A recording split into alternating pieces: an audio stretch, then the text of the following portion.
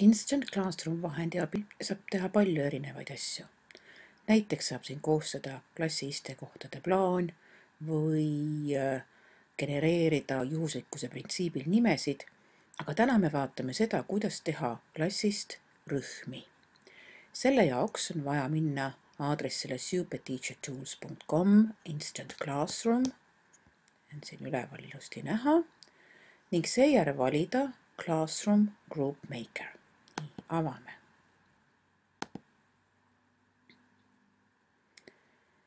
Nii. Hetk läheb aega, kuni vahend avaneb.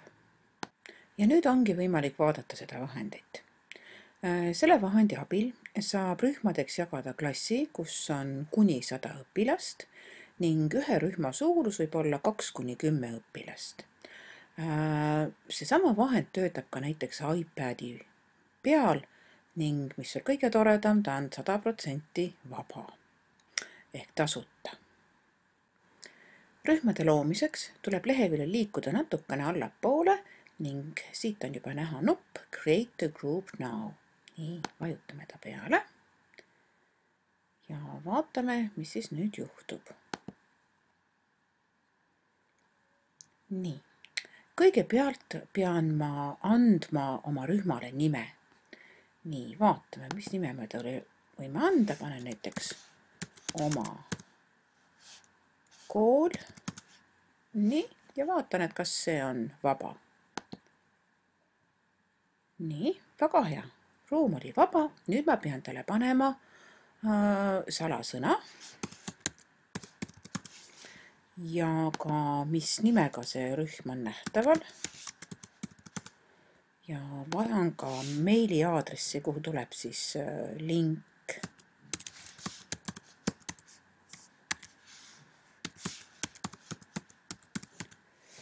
Nii, ja nüüd loome selle rühma. Nii, kohe kui rühm on loodud, saan ma informatsiooni, et kasutajanimi ja mis on salasõna ning lähen selle lingi kaudu sinna rühma sisse. Ja nüüd ma pean siia sisse logima selle salasõnaga, mis ma panin. Nii, login sisse oma klassiruumi.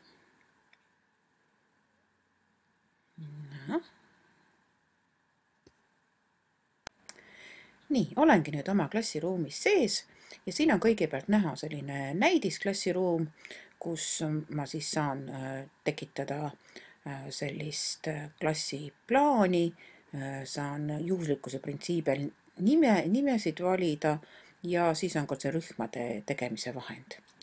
Nii, mind praegu huvitab uue rühma loomine. Võtan kas Create või Import New Group. Ja siin on mul siis võimalik teha seda rühma kahte moodi.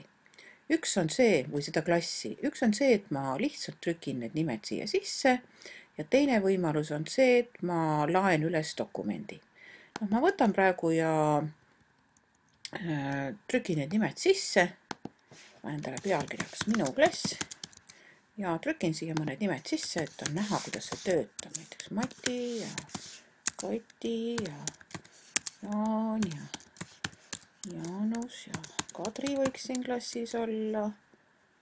Nii, ja siis veel Liis, Liisi, Liis, nüüd läks trükk suurte tähtedega, paneme väikestega. Nii, ja siis on ehk ka Joonas ja Jaak. No nii, no ütleme, et mul ongi siin rühmas praegu 10 õpilast, keda ma soovin rühmadesse omakorda jagada selles klassis ja nüüd ma pean kõige alla minema, siin on kohad 100 õpilasele ja näen kõige alla ja annan käskluse Create Class List. Nii. Ja nüüd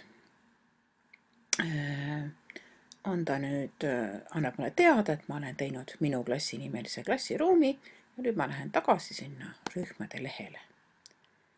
Rühmade lehel tagasi ja nüüd ma saan siis siit minu klass alt valida selle rühmade tegemise vahendi. Saan seda ka siin redigeerida, seda rühma, ja ka fotod lisada, kui mul soovi on, aga praegu ma ei soovi seda teha. Ma lähen ja kohe loon rühmad. Nii, vajutan selle rühma ikooni peale. Natukene läheb aega ja siis tekivad mulle kohe sellised variandid, et ma pean kõigepealt otsustama, et mitu liiget mul rühmas on. No mina mõtlen, et praegu võiks mul olla näiteks 3 liiget rühmas. Ja nüüd kohe Create Groups. Nii, ja mis siis nüüd juhtus? Juhtus niimoodi, et mul on ilusti 3 rühmad siin, aga Kati jäi nüüd üksinda, sest et mul oli selline arv, mis 3-ga ei jagunud. Ja nüüd ta küsib mu käest, et kas ma tahaksin selle üksiku Kati teise rühmaga liita. Nii, ma soovin seda teha. Nii, ja nüüd ongi mul juhuslikkuse printsiibil loodud rühmatöö jaoks rühmad.